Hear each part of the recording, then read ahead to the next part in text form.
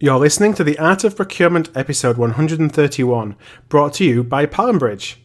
At PalmBridge, we harness the power of the platform economy to help you access the expertise, the market intelligence, and the enabling technology that you need to create supplier-enabled competitive advantage, but that was previously out of reach. For more information, visit palmbridge.com.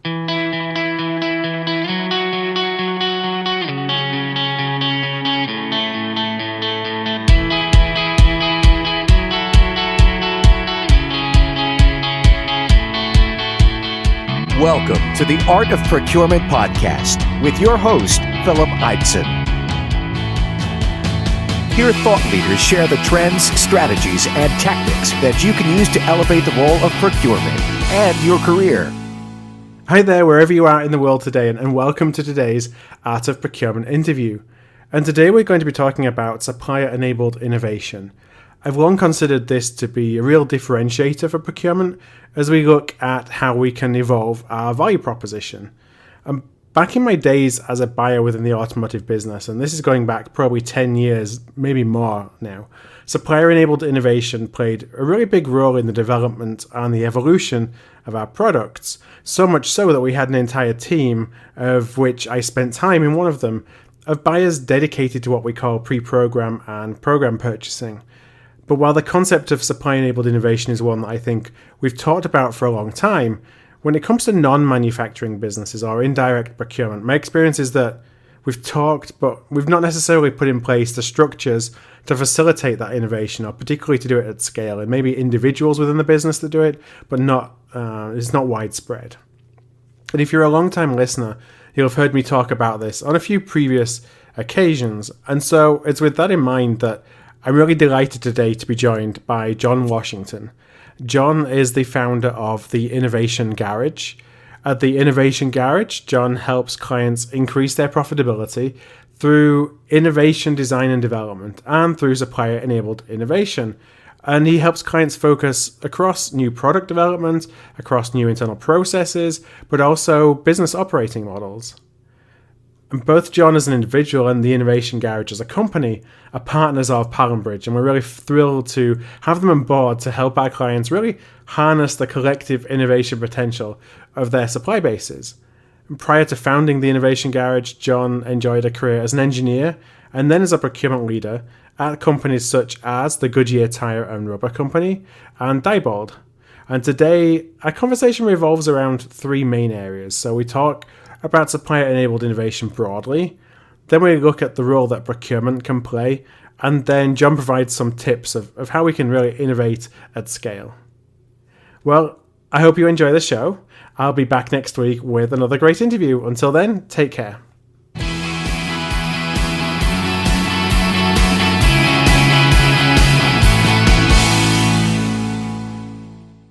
So hi everybody, and welcome to this week's Art of Procurement interview, which, as I mentioned in my introduction, is with the Innovation Garage founder and my good friend, Jon Washington. So Jon, welcome to the show. Thanks for having us, Philip. It's great to be with you. Well, I know that I talked in my intro a little bit about the topic for today of innovation. I'd love for you to actually tell me how you define innovation.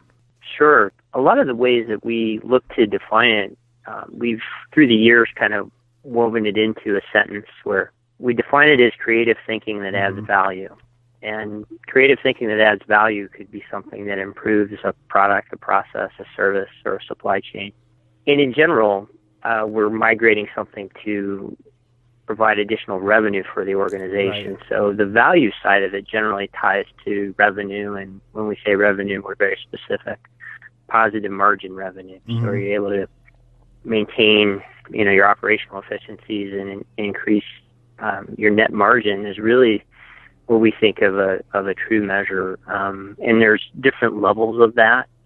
But if we take that creative thinking that adds value and try to condense it into two words, is it meaningfully unique? Is it meaningful? Is it unique? Is it something that you haven't experienced before?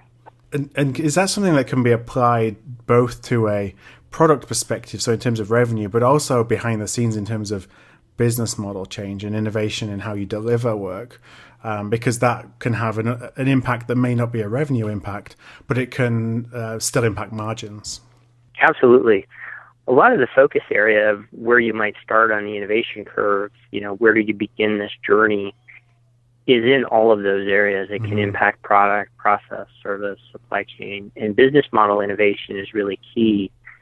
And some of the disruptive thinking that happens, and a classic example is what happens with Amazon and how they've grown as an organization through the years, starting as someone that just sold books, and they didn't really do a great job of selling books. And and if you look at the last 10 years of data of some Fortune 500 or publicly traded S&P organizations, they've really disrupted the businesses of some really major players, and that's an example of business model innovation. That's a way to think about things differently, not just a new widget or the new greatest idea, but it's a great way to kind of get into that evolution. And you can do that across all those specific spectrums for sure. Right. So I know that you have a background in engineering first, and then you moved into procurement. I wondered, just for some context, if you could share briefly, what those last roles in procurement entailed, and maybe how that relates to, the concept of supplier-driven innovation and just innovation generally. Certainly. The migration from the engineering background, mechanical engineering and polymer background, and a lot of product design and development through the years, to supply chain and procurement was a bit of what we might call a happy accident. Happened to be in an organization which was a Fortune 500 publicly traded, did a lot of product design and development, and they were in the midst of moving from maybe a North America-centric organization to becoming more global. And they started to infuse a procurement organization and culture. And primarily that was moving from a buyer, planner, expediter mindset, right? Yeah. We need to get these things to this place by this time, and bring in more of strategic thinking around procurement and supply chain. So that journey was a bit from engineering into program and project management around architecting a savings program for the organization. And then that progressed into some roles in procurement and supply chain. And one of the stories I love to tell, and this is absolutely true, that the day of transition from the engineering team to the procurement team, my engineering colleague said, really sad to see you go over to the dark side. Right. And literally that next morning, my new supply chain colleague said, "Hey, we're so glad that you came from the dark side." So there's always a lot of tension between the groups, and those are the challenges that I personally like, is to try and do a lot of collaboration and harmonization amongst some diverse groups. Yeah, that silo is alive and well, it sounds, when you made the jump from one to the other. That's right. And so the journey starts really looking at category management. What does that mean? We had some projects that needed technical development support, but they needed business acumen, and that was an area where I wanted to expand personally and professionally. And that migrated over time into eventually managing about $1 billion as a direct cost of goods for the organization. And that then migrated into procurement engineering functions and helping to stand those up. And then the supplier-enabled innovation conversation. So how do we do co-development, joint development with suppliers? So that progression was, probably 3 or 4 years over a period of time. So why then the focus on innovation when you decided to go on your own? I'm sure that you talked about having responsibility for a lot of direct material, and innovation there is so critical. I've had experience of that on a manufacturing perspective as well. But I'm interested why, when you went on your own, of everything you'd done, did you think, I want to focus on innovation and enabling and helping others enable innovation? Yeah, I mean, a bit of that journey is much along the lines of through the 20, 25 years of professional work, working at big companies and then small companies or startups. So I didn't realize it at the time, but even in my tenure for the corporate role, about 15 years of total working time, there were actually 7 different assignments. So every 2 years, there was a different type of assignment, a new thing to go build, very entrepreneurial within the corporate world. And we got to a point with savings programs and operational efficiency programs that we got very, very good at it. We were able to do thousands of projects over a multi-year period, hundreds of millions of dollars in saving. And in the dialogue with the executive teams, they wanted more savings, more savings, more savings. And the reality was that wasn't sustainable. What we needed to be migrating from, once we had our operational efficiencies in place, we had to migrate to how are we going to generate revenue for the organization, and how are we going to get cool things that people will pay money for our organization. And that was where the supplier-enabled innovation piece happened. And so the decision to step out and do that on our own and kind of build up the innovation garage was really about helping organizations understand, get their operational pieces intact, but there's this other thing on innovation and growth that's really important for your organization, is to generate new sources of revenue and generate ways to harvest things that you might not normally be able to do. And the supply chain and the supplier side of that is a huge potential. Right. And it's really important to manage relationships in that space very well, such that you can create that innovation capability that maybe you didn't have before. You know, you mentioned something about you needed to make the change from being very savings driven to something that was, you know, a lot more looking at different sources of value, and innovation being one of them when you're on the corporate side. I'm interested, and maybe you had an experience on the corporate side, maybe it's through clients, and obviously you don't need to name any names, but what are some of the ways that organizations have been successful in convincing the leadership that you have seen to change that focus and to not focus on savings alone, and to recognize the importance of bringing innovation and building an innovation pipeline with your supply base? Sure. One of the primary things is really the mindset of the leadership team. Yeah. The organizations that we work with, and that's a huge thing that's really important. We've kind of harnessed, I guess, or optimized kind of 5 elements that are kind of the keys for success around working and infusing innovation in your organization. And we're really blessed that our client base is very diverse. We have some global Fortune 50 manufacturing companies. We work with sometimes some smaller universities and nonprofits. The key thing for us in each of those, and that's a very diverse space, right? Manufacturing, medical products, consumer packaged goods. The key thing in each of those, even if it's a not-for-profit, is the leadership team's desire to innovate and grow, and the leadership team's desire to build their internal capability. Those are 2 really, really critical things for us that define a successful relationship and an engagement. And that has evolved into, really looking for the organization to want to innovate for growth, first thing. Then we say, step 2, you have to find someone in the organization that's going to lead the charge, right? Whether that's your marketing group or your product development group or procurement and supply chain. And then the third step is you have to provide some education and some foundational skills on the what, why, and how of innovation. And that is really a key piece. And once there's some infusion at the leadership level on here's how we can create some strategies for innovation, you're working with the operational teams on how we do it, how do we create ideas, how do we communicate ideas, how do we commercialize the benefits. You start to get that alignment in the leadership and the folks doing the execution work that's really, really critical.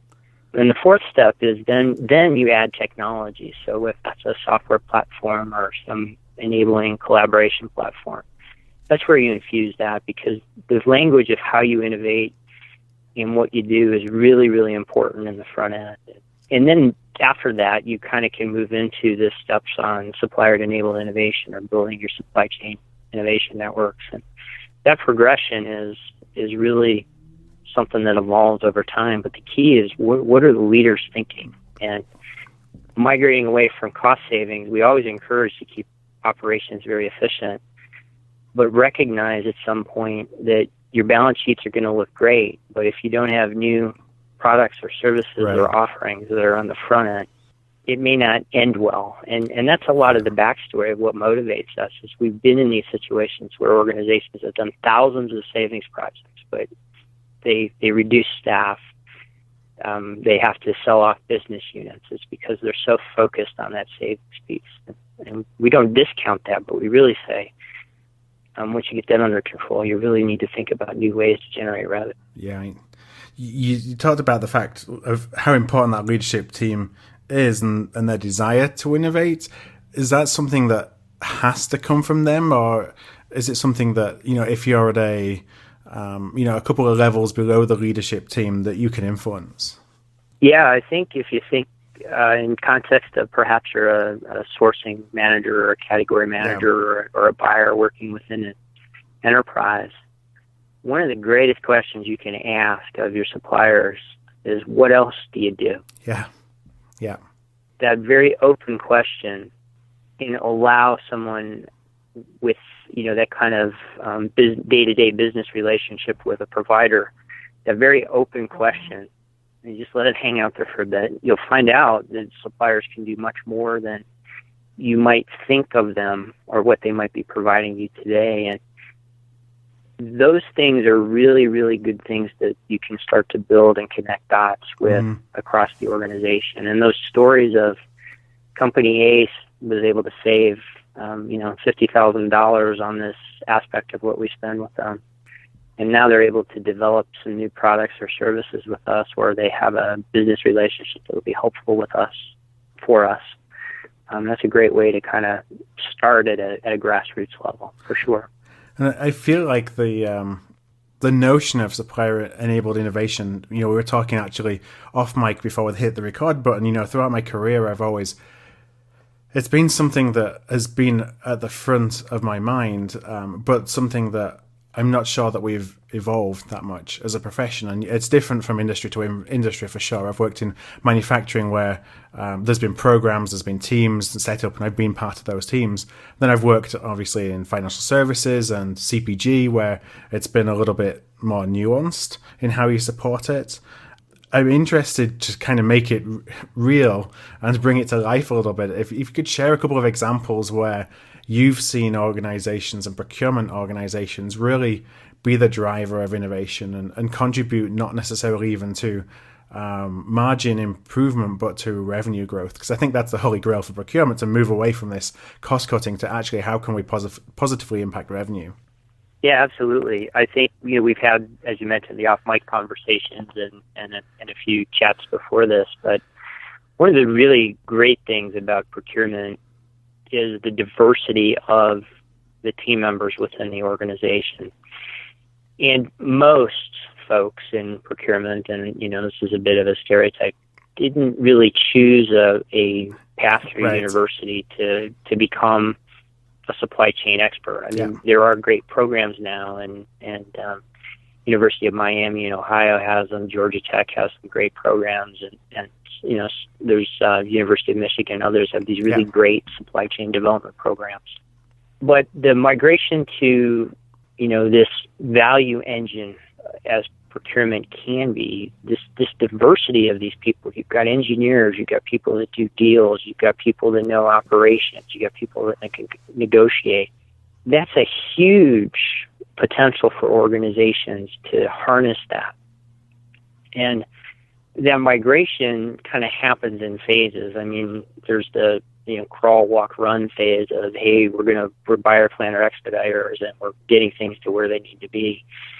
Then there's more of a walk phase in which folks are perhaps migrating into some category development and some strategic sourcing thing.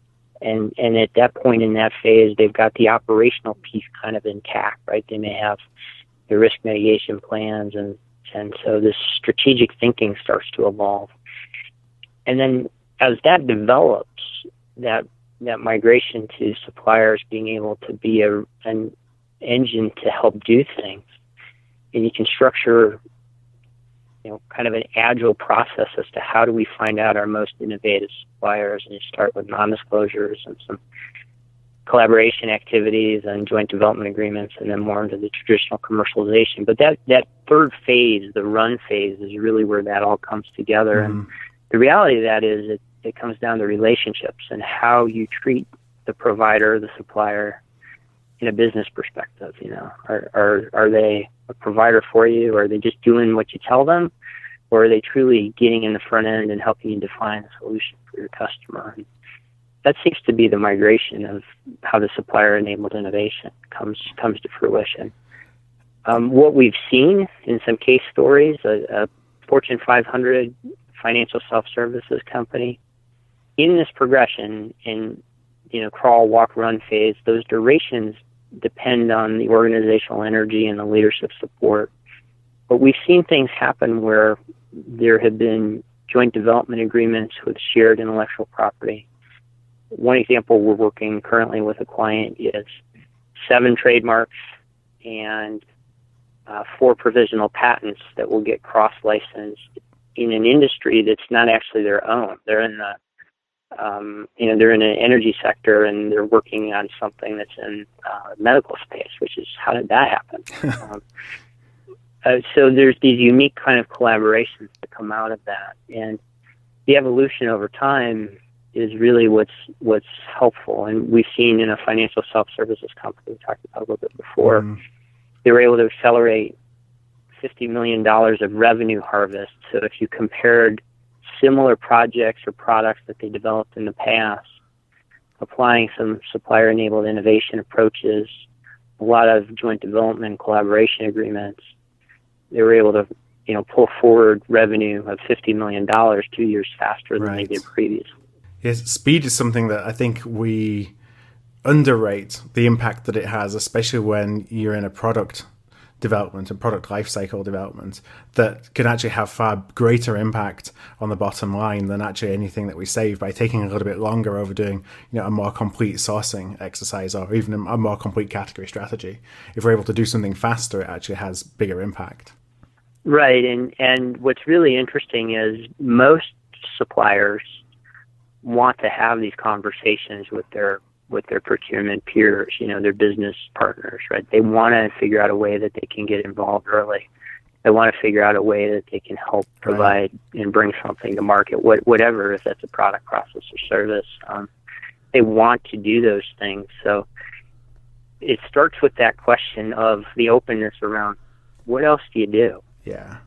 And that simple question can evolve to, as I said, accelerating revenue by $50 million over 2 years compared to previous ways of doing things. But it's an evolution, and it requires the teams and the leadership to cultivate that culture over time. And is that really where innovation comes from? Because I think of it in a couple of ways. One is as project-based, so you already know that you want to take something to market, and perhaps you're looking for innovative service providers in the space who can enable it. But the other is more organic. So you're not specifically looking for an innovation, but you find out about an opportunity, and then you work to kind of develop that opportunity. And I'm just interested where you see most innovation actually come from. Where's it born from, if you will?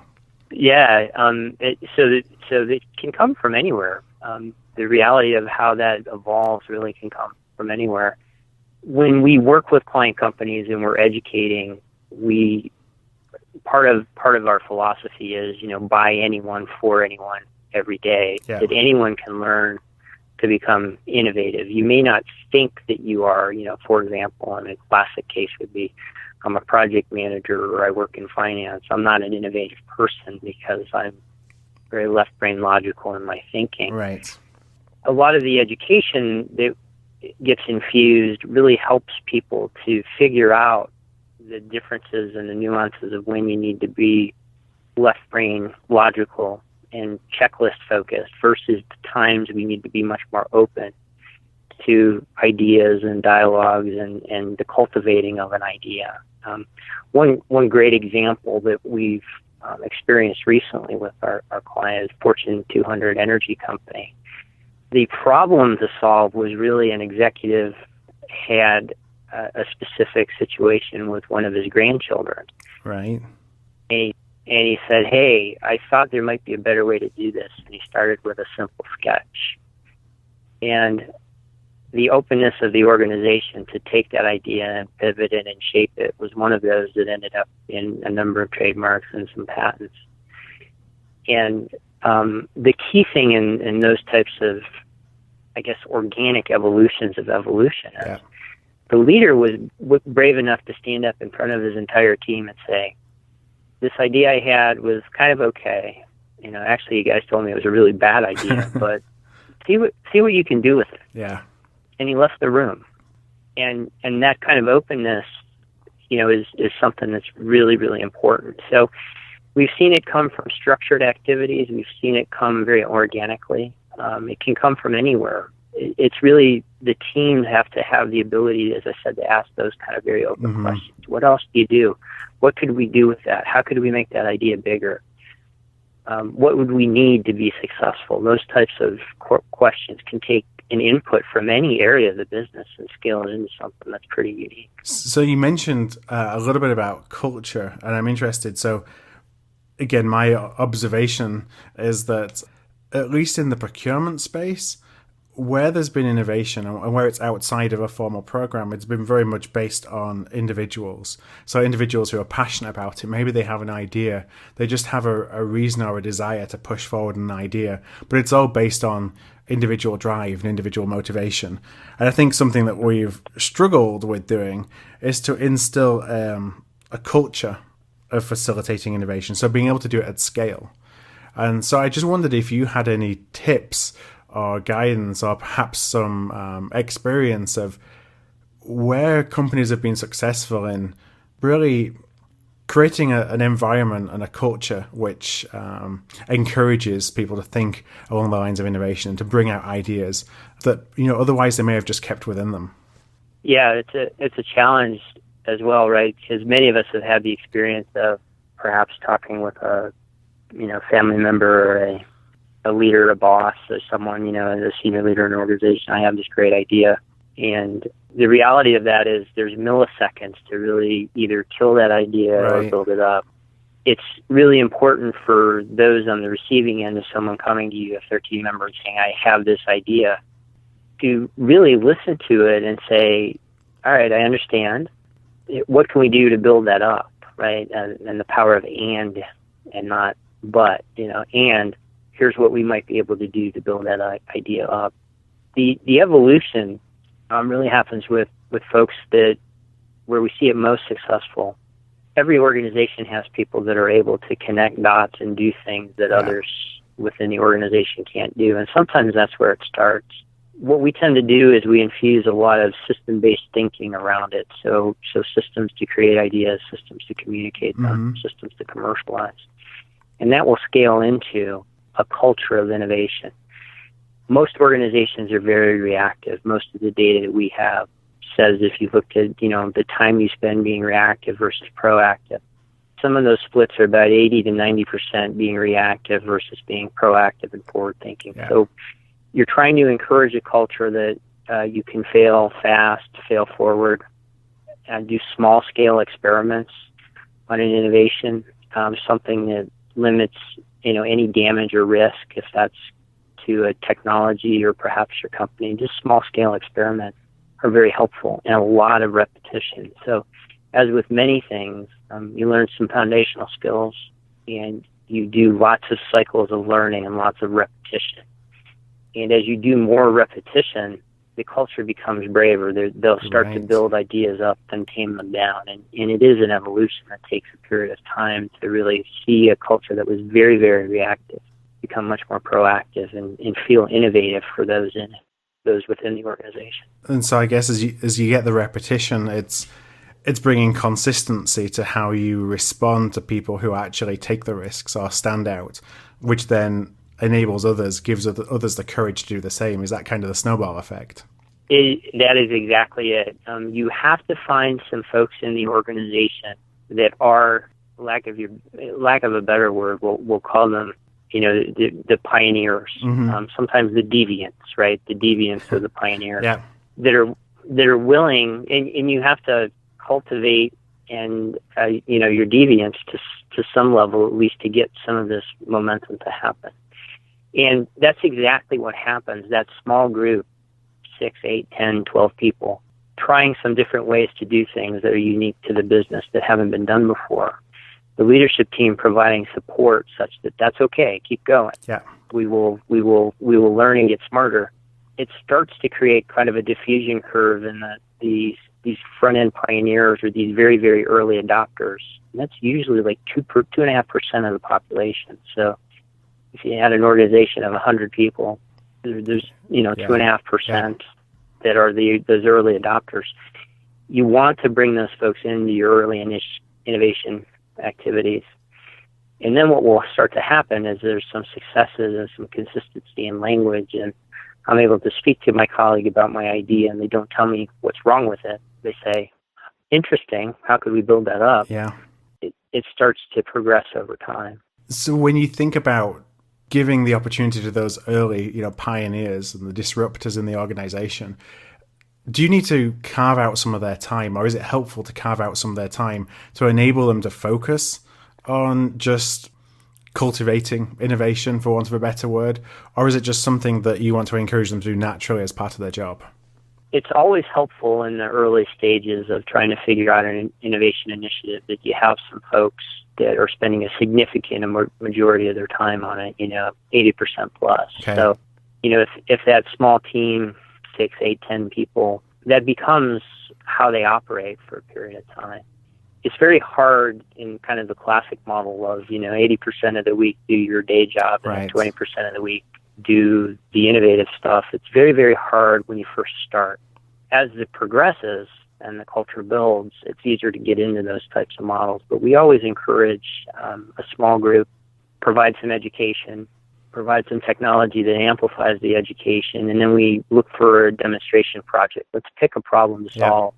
It's a quick win for the organization by applying the methods and the tools and the techniques. That is the best way to do that, and the rest of the organization looks at that, because when they first see it, they'll go, those are the crazy people, and they're not going to be successful. But when they start to see some success, the early adopters and the late adopters in the organization, and then there's kind of an early majority and late majority, they'll see those quick wins.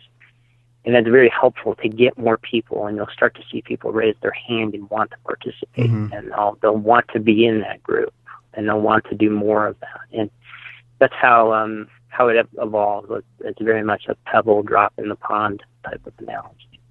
Gets small successes, have pilot programs, and then get advocates, I guess. Exactly. Actually, you mentioned something there about, people who are at different phases in terms of adopting innovation. And, I think of it from a sales perspective. There's a book, I don't know how old it is now, talks about crossing the chasm of going from something that's, you're an early adopter to something that's just adopted in the marketplace. It's no longer something that's new and innovative. I just wonder if you could actually talk to that spectrum of people so that it might give folks who are listening an idea of who they're talking to, the people within their organization that they might seek to influence or want to partner with on innovation, where they actually stand on that scale, and maybe a way of identifying, well, who are the people who are really the innovators that they should be focusing on, so they can kind of build a little network of people who are like-minded.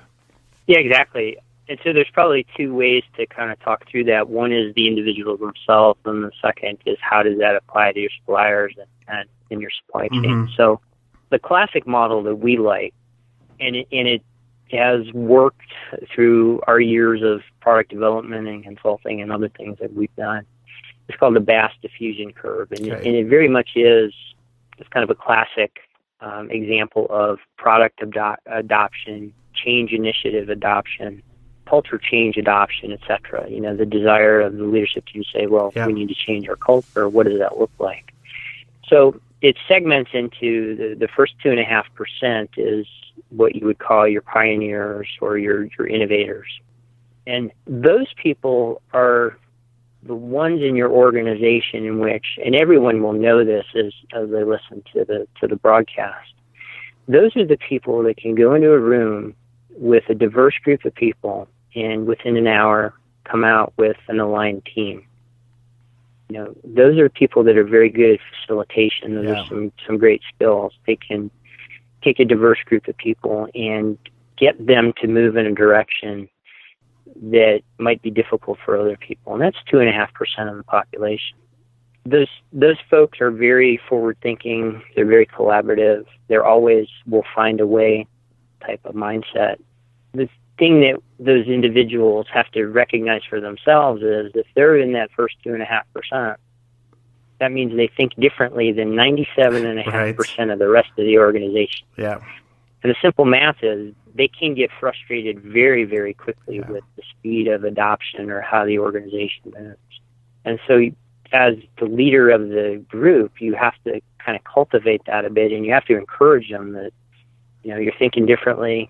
Not everyone's there where you're at. And so that's a real mindset piece that's really important. And then the diffusion curve, you'll get some early adopters after that. And we always like to talk about those folks as those are the ones that are kind of looking inside the fence as to the kids playing on the playground that, hey, they got some new toys and stuff. That seems pretty cool. I'm not sure if I'm going to go play with them, but they'll be the next ones to jump in when they see some success. So that vast diffusion curve is really, really great way to kind of think about any kind of organizational initiative, whether it's OpEx or innovation.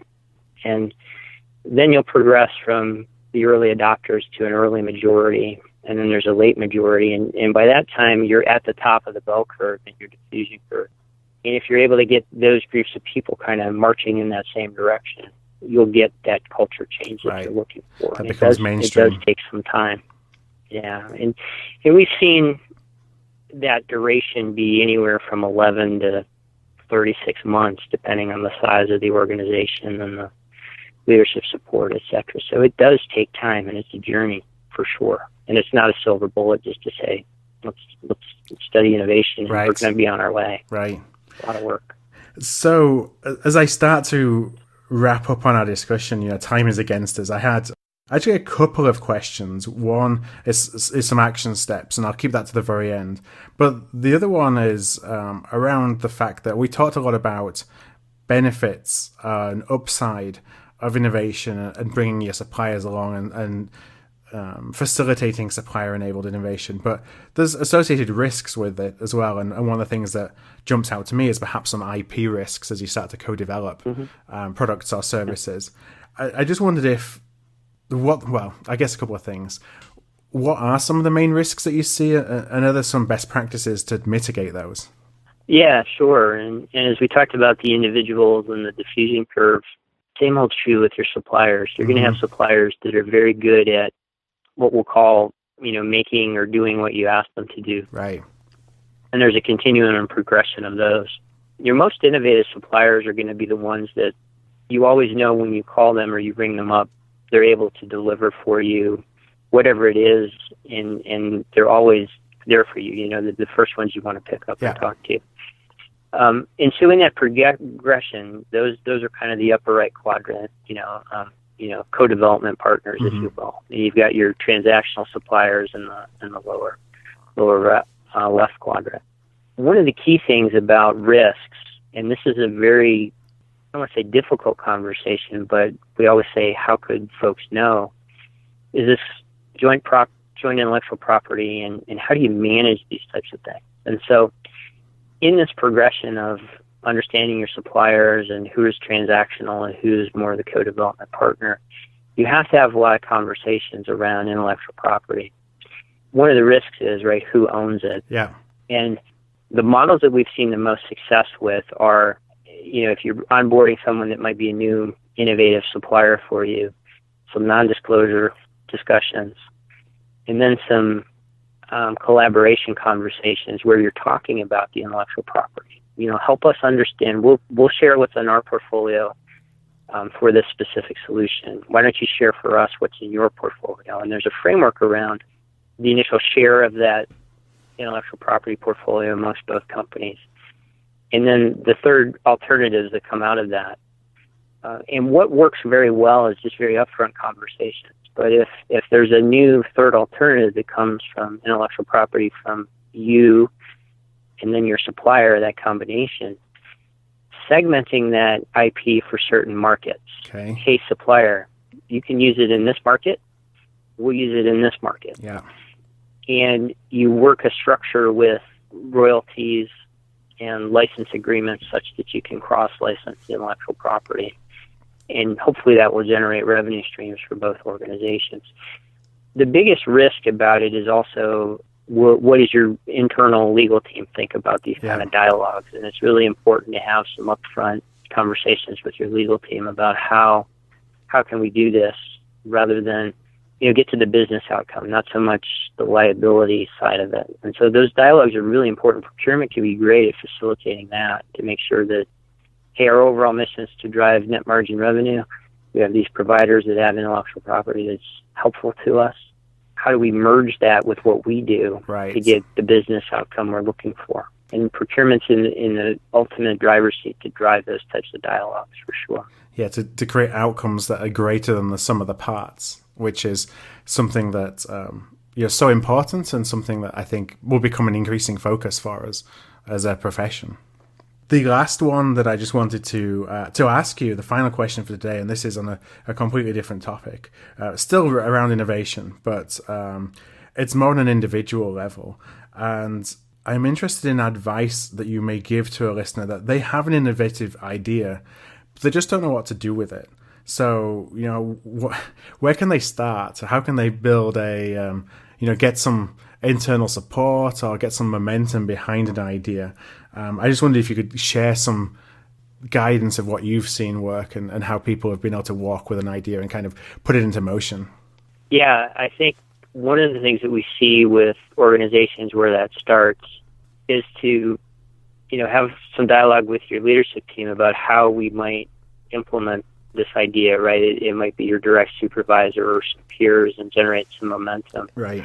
Some of the best solutions that we've seen have been not thought of as a product or service, perhaps, for the organization in which they're a part of. What tends to happen is folks will think, well, it's much easier to design a medical product if I'm in the financial self-services industry than it would be to do a new financial self-services product.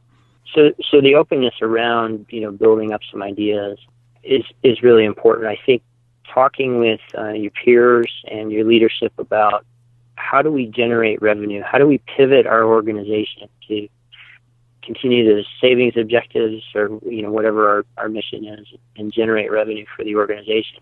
That's a really, really powerful conversation. And just starting at that level, or even bringing in a supplier and saying, hey, we have this idea, how could you help us commercialize this, or what could you do to this to add value, is a great way to get those things started. And they're very organic. They're not hard to do. You just have to be willing to have those dialogues around it. Well, Jon, I just want to thank you so much for joining me today, as it's time to wrap things up. But very, very last question. I always say this is the easiest question. Where can listeners, if they'd like to learn a little bit more, perhaps reach out to you, where can they find you? Yeah, a couple of places. So check us out online, theinnovationgarage.com. You'll find a website there with information about our programs and our services. We have a blog site, theinnovationgarage.blog, where we publish typically once or twice a month. We'll publish some thought leadership and some experiences that we're having, and we have case stories and white papers that we're happy to share. So if everyone wants to reach out, the email is just info at the-innovation-garage.com. Awesome. Well, Jon, what I'll do is I'll link up to the website, to the email address, and the blog in the show notes for today's episode, and that's going to be at artofprocurement.com/innovation-garage. That's artofprocurement.com/innovation-garage. And actually, I struggle between garage and garage. It's the English versus the American in me, so then I always kind of get it halfway in between. So you have to apologize for my accent there. No worries, no worries. We really appreciate the opportunity to talk and to share what we've experienced, and helpful to the listening audience as well. Well, thank you very much for joining me, Jon, and I look forward to talking to you again soon. Thank you so much, Phil. Thank you. Thank you for listening to another episode of The Art of Procurement. To find an archive of all past episodes, you can go to artofprocurement.com/episodes. And to ensure you never miss another show, go to artofprocurement.com/subscribe.